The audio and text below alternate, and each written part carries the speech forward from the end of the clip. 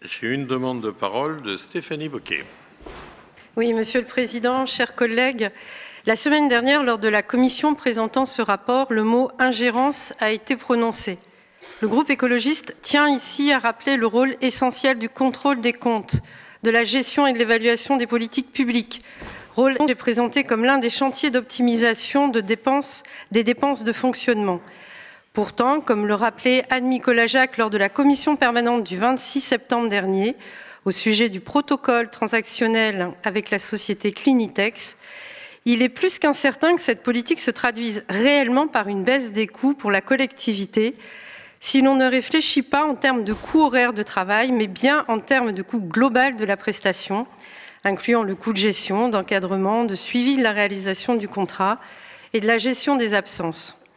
Second point, la mise en œuvre du contrat à impact social portant sur l'insertion professionnelle des allocataires du RSA, adopté le 21 novembre dernier et qui est présenté comme permettant la maîtrise et l'optimisation des dépenses du RSA.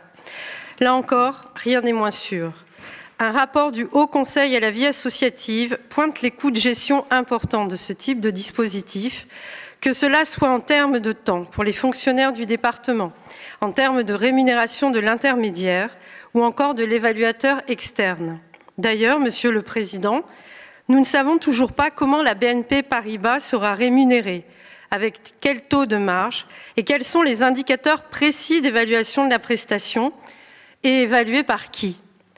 Non, Monsieur le Président, l'avenir n'est pas dans la financiarisation du social. Je vous remercie.